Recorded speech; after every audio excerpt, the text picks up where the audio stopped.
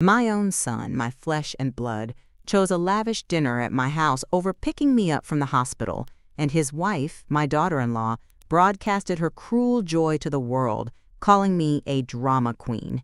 That was the moment my heart shattered into a million pieces, only to reform, harder and colder, determined to reclaim everything they had tried to steal from me. Believe me, they had no idea what was coming for them. Before we continue, please subscribe to the channel and write in the comments what time it is where you are now. I suppose I should have seen the signs, but when you love someone, truly love them with every fiber of your being, your eyes tend to glaze over the imperfections, the red flags. My name is Eleanor Hartwell, and at 63, I had lived a life of quiet contentment, rooted in the home my beloved husband Tom and I had built together over 40 years. It wasn't just a house, it was a repository of memories, laughter, scraped knees, holiday feasts, and the quiet comfort of two lives intertwined. It was a 4-bedroom sanctuary on Maple Street, with a sprawling garden Tom had meticulously cared for. When he passed away 3 years ago, a part of me died with him. The silence in the house was deafening, the echoes of his footsteps a constant, painful reminder. My son David and his wife Melissa, along with their 12-year-old daughter Chloe, swooped in shortly after the funeral. They said they wanted to be there for me, to help me manage the house, to keep me from feeling lonely. It felt like a balm on my fresh wound. They spoke of a temporary arrangement, just until I could find a smaller, more manageable apartment nearby. I was touched by their apparent concern. I had always been a giving person, sacrificing my own career ambitions to support Tom's, ensuring David had every opportunity, every advantage. My life had been about nurturing, providing, and loving unconditionally. So I welcomed them into my sanctuary, believing I was extending my love and support to my grieving family. Initially, it was a comfort. Chloe's youthful energy brought some much-needed light back into the house. But the temporary arrangement quickly solidified. My small, charming apartment just 2 miles away, which I'd purchased with the intention of downsizing, became less of a transitional home and more of a lonely annex. David and Melissa quickly settled into the main house, assigning me the guest room when I visited, which grew less and less frequent as their presence seemed to expand to fill every corner. My mail, once delivered directly to my apartment, started mysteriously being rerouted to Maple Street. They told me it was easier for them to sort through things while I was grieving. I trusted them. I gave them power of attorney to manage some of my financial affairs, believing it was a practical step during my bereavement. They became the gatekeepers of my life, slowly but surely, insulating me from my own affairs. David began managing Tom's estate, while Melissa took charge of my bills, claiming she was streamlining everything for me. They seemed so efficient, so caring. Over the next 3 years, the subtle shifts turned into glaring acts of dismissiveness. My input on decisions about the house was increasingly ignored. Family dinners, once a cherished tradition, became tense affairs where I felt like an unwelcome guest, my stories met with polite, then increasingly impatient, sighs. Chloe, my sweet granddaughter, was the only one who seemed genuinely happy to see me, sneaking hugs and whispered confidences. David and Melissa, meanwhile, were living a lifestyle that seemed far beyond their means. New cars appeared in the driveway, expensive vacations were announced with casual disregard, and designer bags Melissa carried were ostentatious. When I gently questioned it, David would brush me off, saying their businesses were really taking off. I wanted to believe him. I needed to believe him.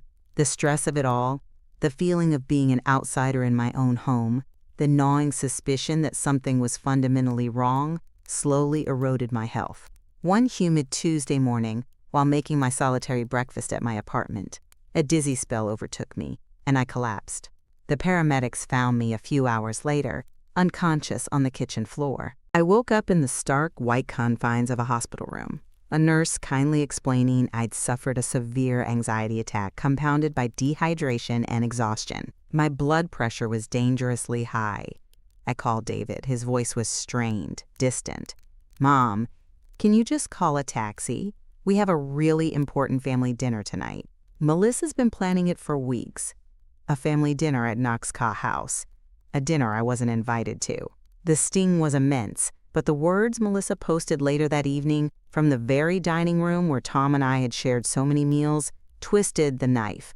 A photo of their smiling faces, their glasses raised, beneath the caption, "Finally, a day without the drama queen." That was it. That was the moment the tears stopped, replaced by a cold, searing rage that ignited something long dormant within me. The naive, grieving widow died in that hospital bed. Eleanor Hartwell, the woman who had always put others first, was gone. In her place stood a woman who would fight with every ounce of her being to reclaim her life, her dignity, and her home. They had no idea they had just declared war on a general. My recovery was swift, fueled by an icy determination. I discharged myself against medical advice, taking a taxi directly to my apartment. The first thing I did was open a brand new, secure P.O. box. No more mail interception. Then I began to build my arsenal. My mind, sharp and focused, turned to strategy. I pulled out old legal pads and began to document everything. Every strange comment, every expense I noticed, every instance of redirected mail, every time I was subtly or overtly excluded. Dates, times, dialogue. I wrote it all down in meticulous detail. My old accounting skills, rusty from years of disuse, resurfaced. I created spreadsheets, cross-referencing, looking for patterns. It was a tedious, almost obsessive process, but I wouldn't miss a single detail. They thought I was a drama queen, fragile and easily manipulated. They were about to learn that quiet determination was far more dangerous than any histrionics. My next step was to find an ally. I called Barbara Henderson, a highly recommended real estate agent I'd known through community events. I wanted my house on Maple Street sold immediately. Barbara, with her kind eyes and no-nonsense attitude, was surprised but understood the urgency in my voice. "Eleanor, I'll start with an appraisal, but we need to ensure all the paperwork is in order. Do you have your deeds? Any recent property tax assessments?" I paused. "David and Melissa have been managing that," I admitted, a bitter taste in my mouth. Barbara's expression flickered, but she just nodded. "All right, let's get you in touch with a good attorney. We'll need to sort out all the legalities before we can list it." That led me to Patricia Morgan, an attorney specializing in elder law and property disputes. Patricia was sharp, with a gaze that seemed to pierce through pretense. I sat in her opulent office, pouring out my story, the words a cathartic release. I showed her my meticulous notebooks, the spreadsheets, the social media post. She listened intently, her face growing grim with each revelation. "Eleanor," she said, her voice firm, "this isn't just a family disagreement. This sounds like exploitation, potentially identity theft, and certainly elder abuse." She explained that gaining full control of my assets, especially through a conservatorship, was a common tactic for financial predators, particularly within families. The hair on my arms stood up. This wasn't just about reclaiming my house, it was about fighting for my very autonomy. Patricia immediately began her investigation. She started by checking the property records for my house on Maple Street. The results were shocking. She uncovered not one, but 3 unauthorized home equity liens taken out against my property, totaling over $100,000. My signature had been forged. And the mail interception? It wasn't just for convenience. It was a calculated move to prevent me from seeing statements from multiple credit cards that had been opened in my name. David and Melissa had opened no fewer than 5 credit cards, all maxed out, and used the home equity loan to fund a lavish lifestyle. An $8,000 all-inclusive vacation to Mexico, designer clothing for Melissa, expensive spa treatments, luxury electronics. My financial future, my security, my husband's legacy. They were systematically plundering it, piece by agonizing piece.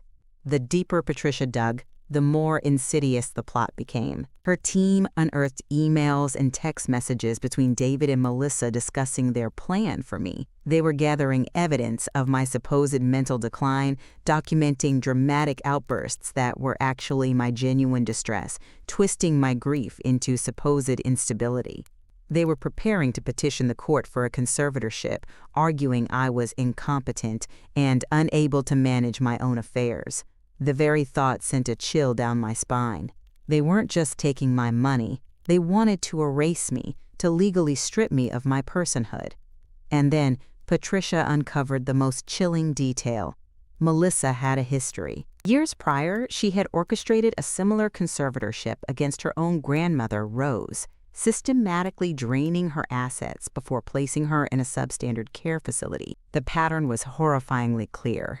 This wasn't an act of desperation. This was a predatory blueprint. While Patricia built my legal case, David and Melissa remained blissfully unaware, continuing their charade.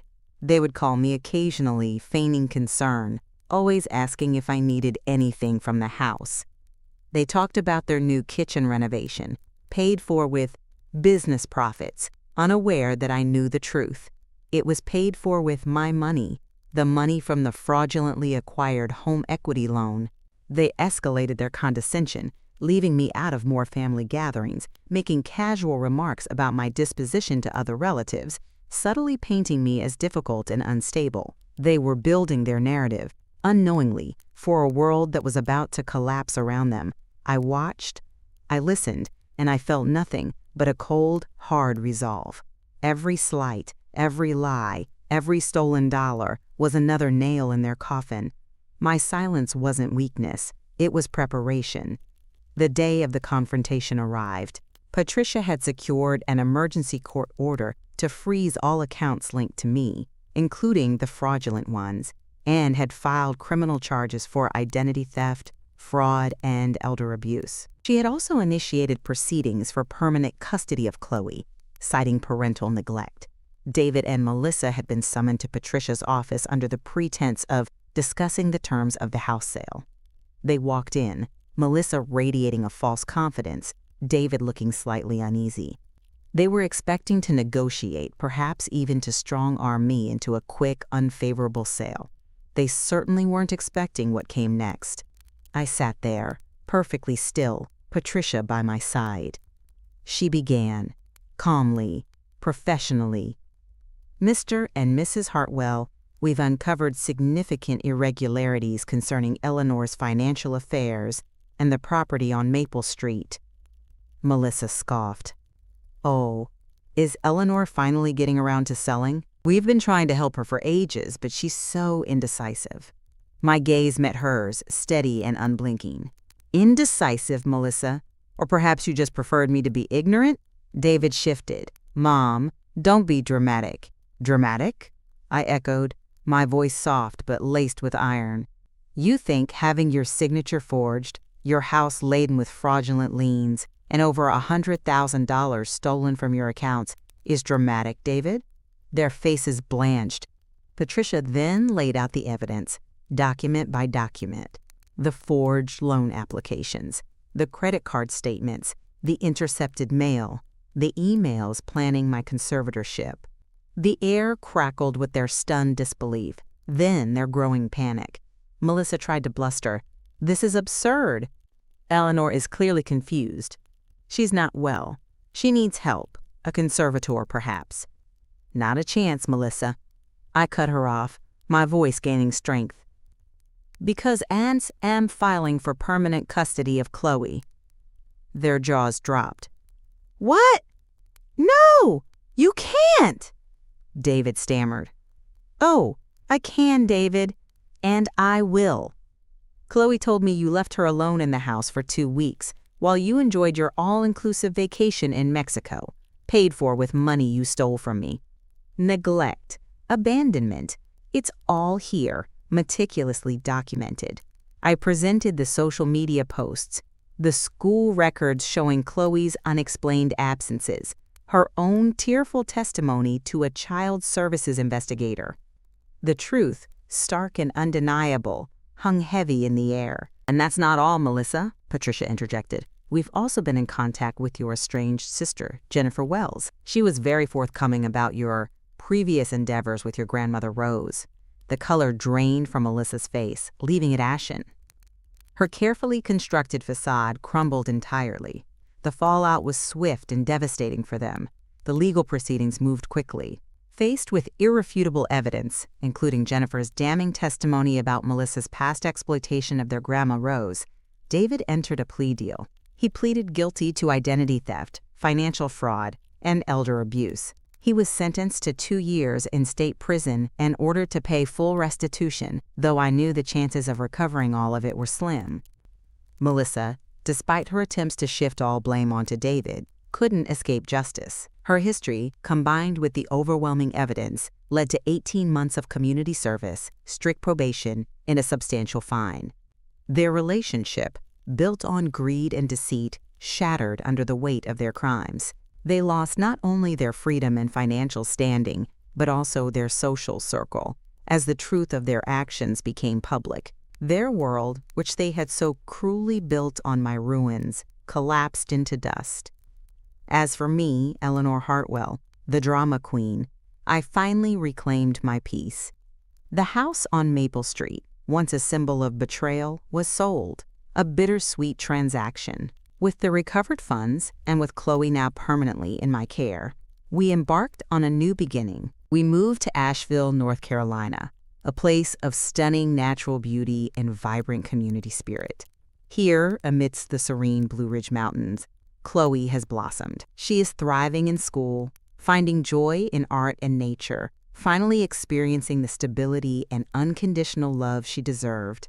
My new home, a cozy condo with a balcony overlooking verdant hills, is truly a sanctuary. It's filled with laughter, the comforting scent of home-cooked meals, and the joyous energy of a child who finally feels safe and loved. I, too, have found a new purpose. My experience, harrowing as it was, has become a source of strength. I now volunteer at an elder abuse prevention center in Asheville, sharing my story, offering guidance, and advocating for others who have been preyed upon. It is a profound form of healing, turning my pain into power, transforming my trauma into tools for justice. The justice I sought wasn't about vengeance in the end, but about restoration, restoring my life, my dignity, my financial security, and most importantly, restoring the bond with my granddaughter, a bond my own son tried to sever. I look at Chloe, healthy and happy, and I know that I didn't just survive, I triumphed. I reclaimed everything they tried to steal, and I built something new, something honest and beautiful. I am Eleanor Hartwell, and my story is one of unwavering resolve and enduring hope. If you like this story, please like this video, subscribe to the channel, and share your impressions in the comments. To listen to the next story, click on the box on the left. Thank you for watching.